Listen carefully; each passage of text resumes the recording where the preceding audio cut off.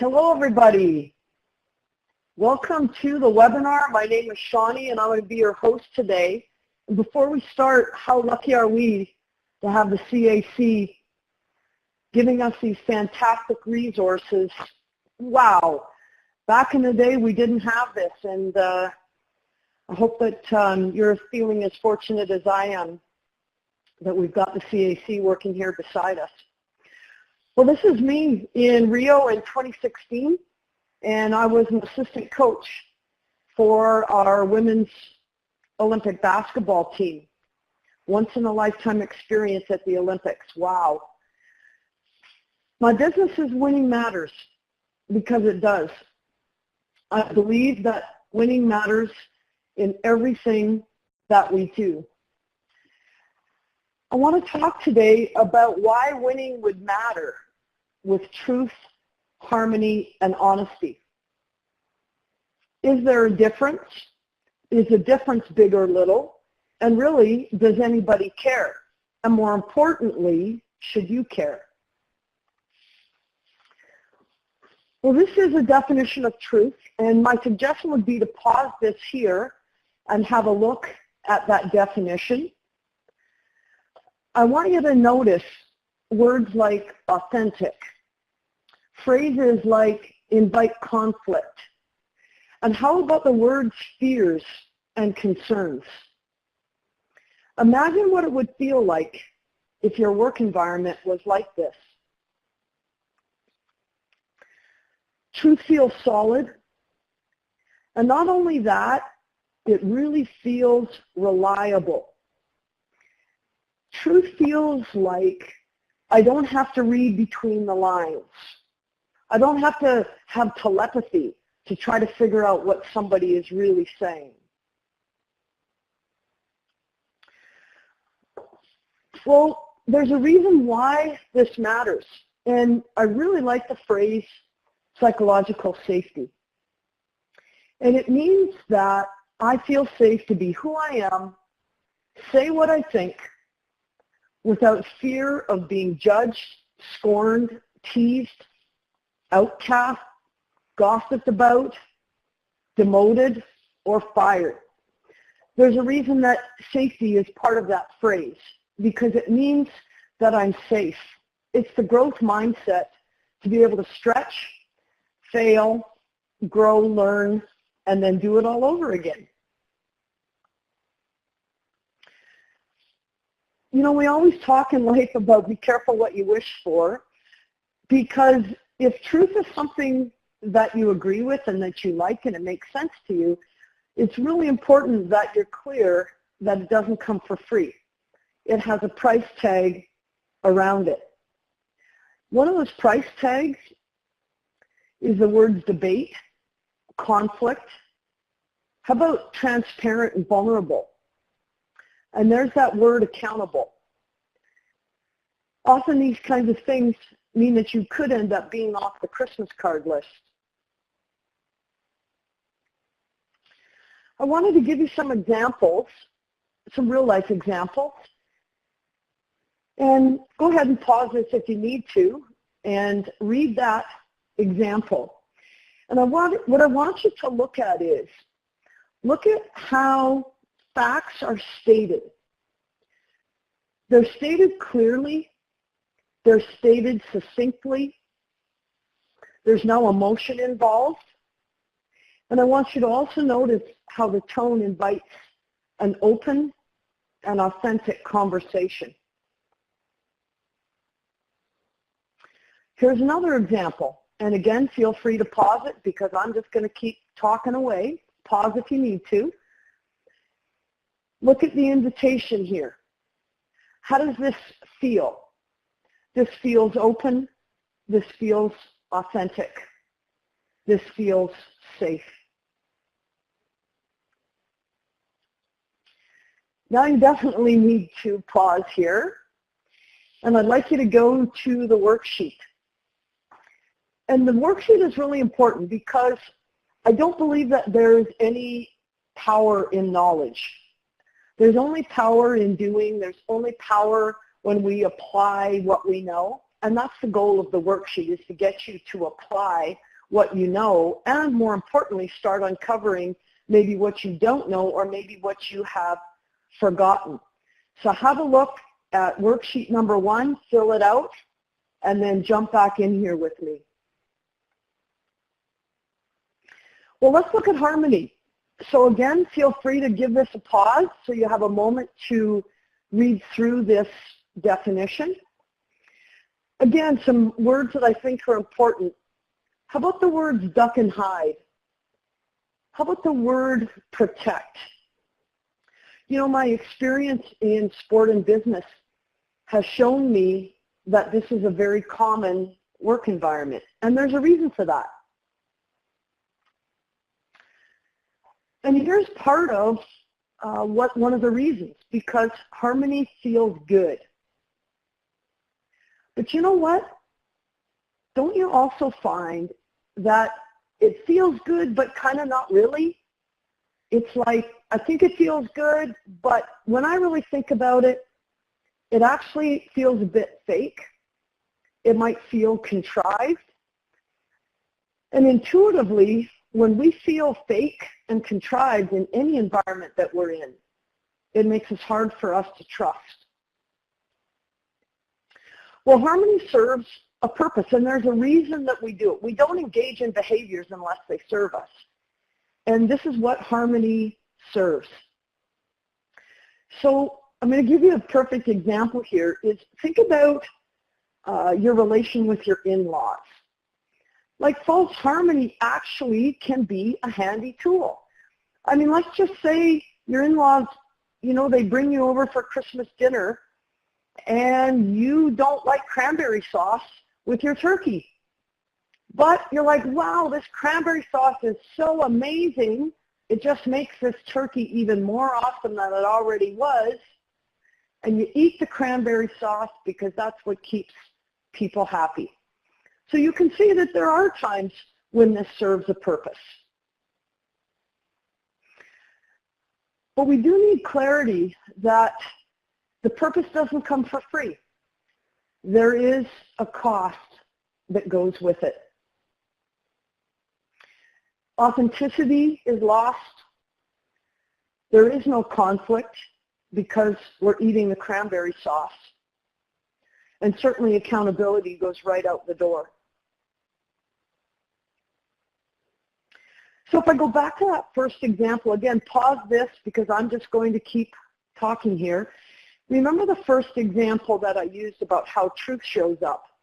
Well, this is how that exact same example would look like if I was engaging in harmony. Notice the avoidance. And the avoidance, the purpose of the avoidance, well, number one, it's a fear-based behavior. But secondly, it keeps people happy and it helps avoid conflict. So again, there's the purpose that it serves. There was the second example, and now I've flipped it into, instead of truth, it looks like harmony. This is how we play nice. This is how we avoid the real issue, because in a harmonious environment, what's most important is that everybody stays happy. It's time for question number 2 on your worksheet, so please pause this and go back to your worksheet and answer the questions accordingly, and then join me because I'm going to keep going here. Thirdly, so we had truth, we had harmony, and now we have honesty. Here's a simple definition. Some words to notice. How about the word manipulate? How about when we use blame, shame, guilt, or fear? And the outcome of manipulation is obviously for me to be right. And if I get to be right, then that makes you wrong. This is how it feels like. So this environment of honesty, most of the time, it's win-lose. We'll also use honesty when we want to get back at someone. We'll use it as a hammer, or we will indirectly use it as a small hammer where we hit them on the head when they're not looking. And here's how that works. If someone has hurt us, maybe they disappointed us, they let us down, they even rejected us, honesty is my way of hurting you back. And again, it serves a purpose. Honesty can bring real clarity. I'm in charge. I'm the coach, and this is how we're going to roll. You can see that it's a good way to control people. So when I'm large and in charge, that means I'm trying to control people. I'm trying to control my environment. I want people to do as they're told, and then people will get things done, but not necessarily because they want to, more so because they have to, and because they're fearful of the consequences. Needless to say, there's a big cost with this. No trust, fear increases, and you know what? This is a big thing. We lose our good people. The cost is the right people will figure out that the environment is disempowering, and they value, let me try that phrase again. The right people figure out that the environment is disempowering, and they value themselves enough to leave. They value themselves enough to leave.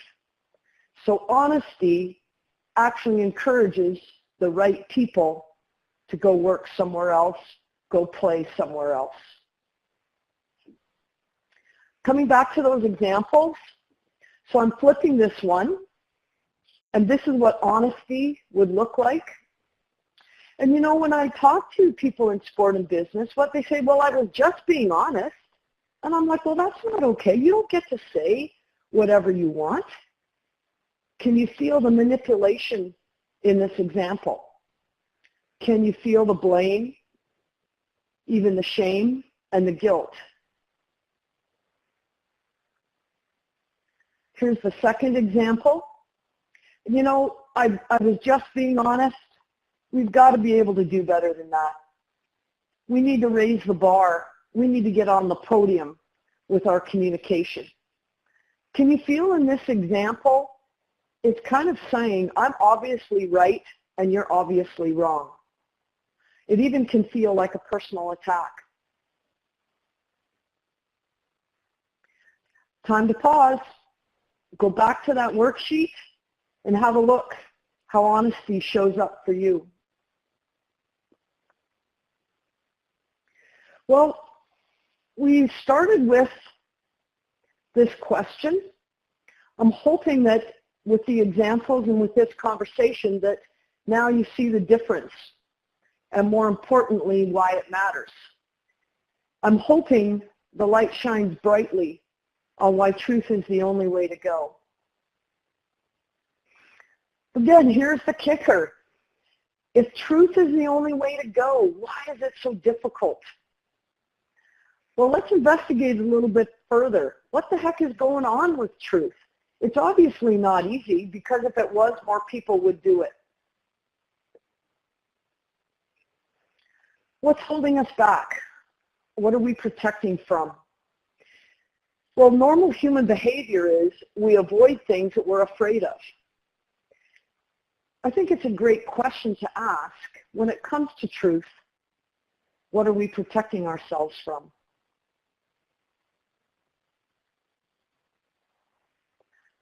This slide is pretty much self-explanatory, but avoiding truth allows us to protect against the discomfort of negative feelings.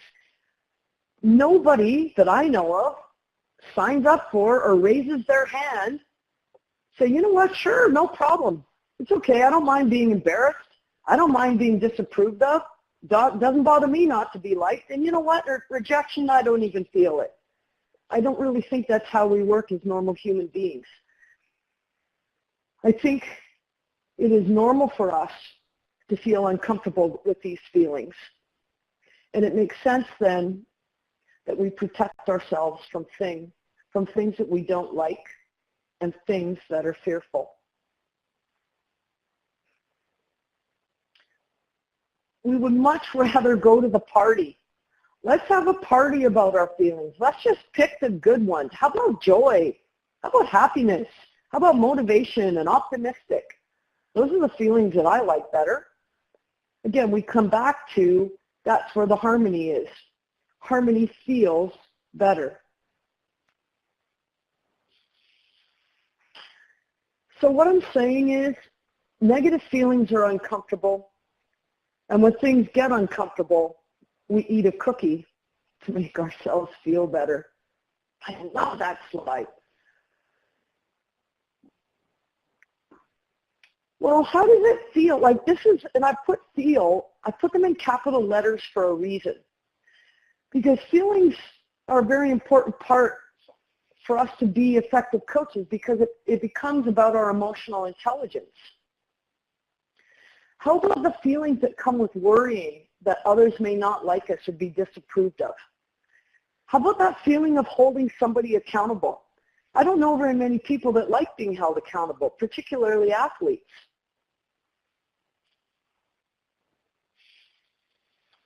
And when we feel uncomfortable, again, I'm reviewing this, but when we feel uncomfortable, we get very good at avoiding. I'm giving you some examples here about how it shows up. Again, this is quite a bit of info on one slide, so go ahead and pause and read it at your own pace. And what avoid says is that when we're unable to tolerate discomfort, we run away, and running away is avoiding. We do something that feels easier, something that we like better, something that we're more comfortable with, rather than diving into the discomfort. Time to pause, go back to your worksheet, and have a look at what are some of the feelings that are uncomfortable for you, and what techniques have you become good at that help you avoid those feelings. Well, here we are again. If truth is so fantastic, woohoo, truth, look at that, I even capitalized it. If it's so amazing, why is it so difficult? Because it has a price. I mentioned earlier that truth is not for free. It's difficult because it requires us to tolerate rather than avoid negative feelings.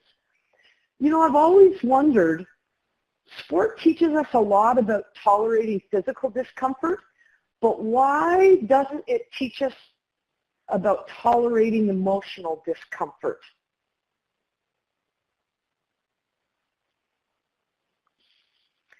The opposite of avoid is to tolerate, and truth requires. It requires the willingness. I didn't say we have to be good at it, but we certainly have to have the willingness around it. The willingness to tolerate feeling uncomfortable. I didn't say you had to like it, but you must learn to tolerate it. Winning teams pay the price, and they commit to truth on a daily basis.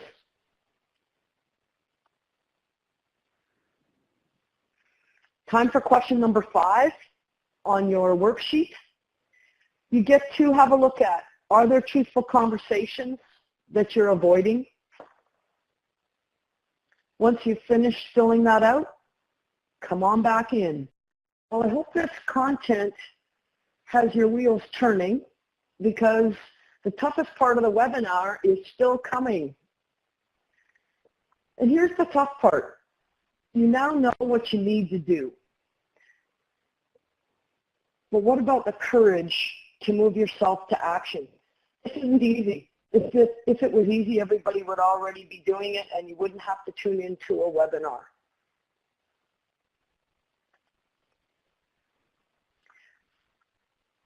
Now you get an opportunity to say, you know, what are my standards for communication? We talk all the time about the podium. We talk about medals. We talk about being first. What are we doing with our communication? Have you raised or lowered the bar for truth? Please give this webinar a pause. Go to your worksheet and have a look at question number 6.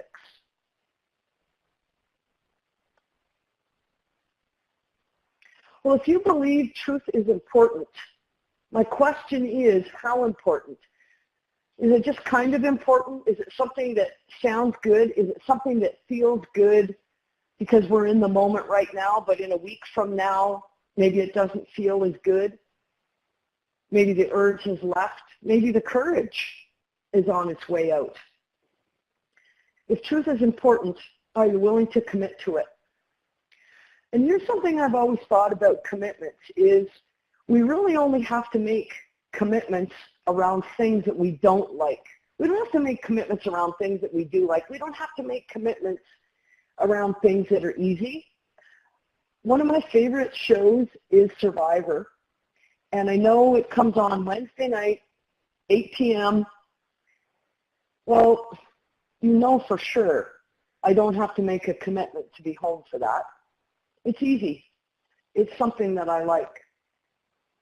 But I'll tell you, there's a lot of things in my life that I don't like, and if I don't make commitments around them, I'm likely not going to accomplish anything.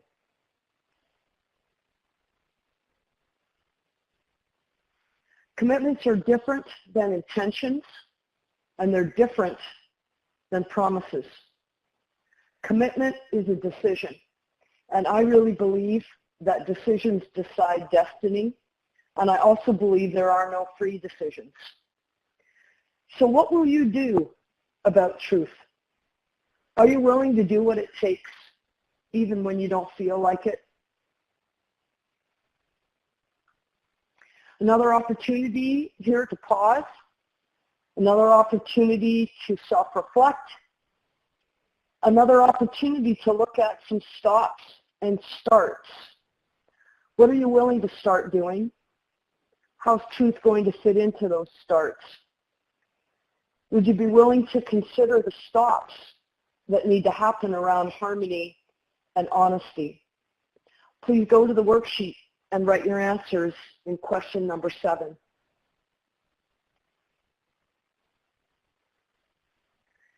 I've always believed that commitments on their own are never enough. I'm not sure if you've had that experience with yourself or with your athletes. You know, that, oh, I'm going to do this today.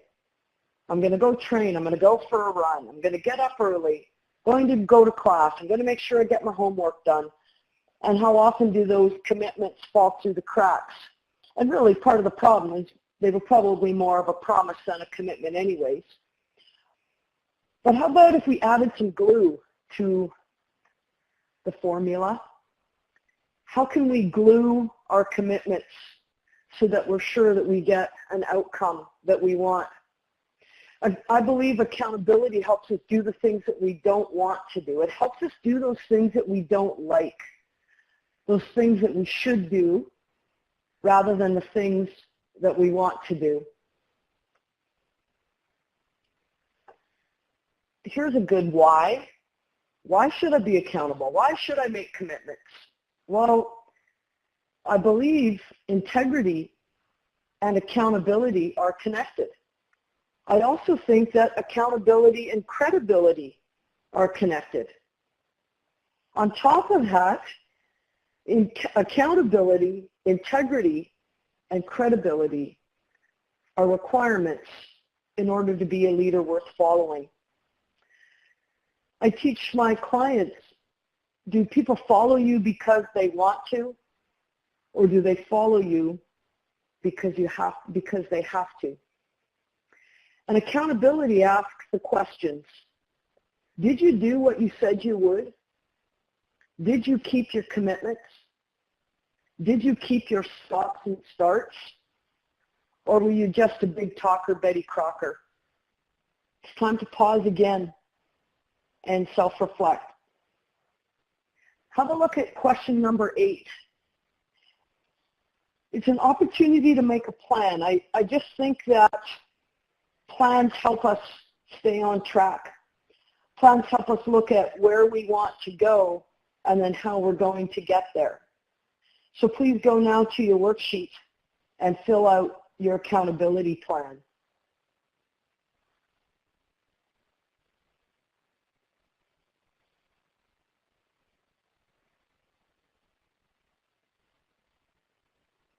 Well, we're almost back to the beginning again, aren't we? Truth, harmony, and honesty. One of the very first slides, I said, what is the difference and why does it matter?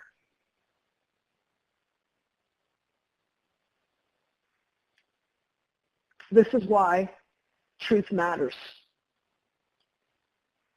It matters because it's good for us.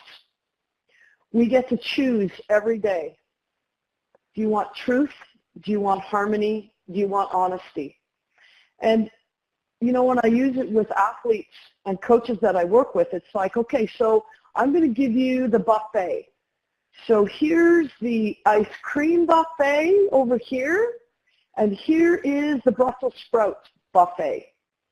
The reason that I use Brussels sprouts is because they are, for me, the grossest vegetable that I can ever think of in the entire universe. If I even smell them, it gives me the heebie-jeebies. So there is no way in the world, if you give me an ice cream buffet or a Brussels sprouts buffet, I'm never choosing Brussels sprouts. They're gross. However, I understand that I have to eat the Brussels sprouts even if I don't want to. Truth is just like Brussels sprouts.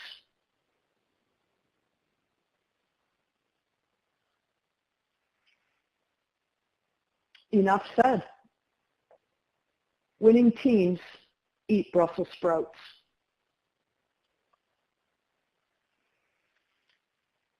This is one of my favorite quotes, and it's something that I look at all the time in myself. How will I get a different outcome? You know, one of the things they talk about banging yourself on the head with a hammer is it feels really good when you stop.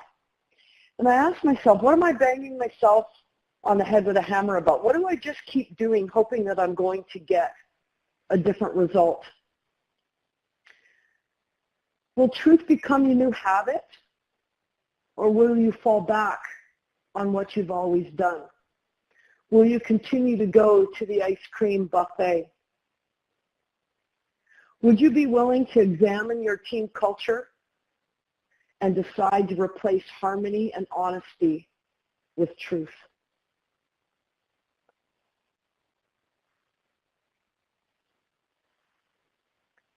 This concludes this webinar.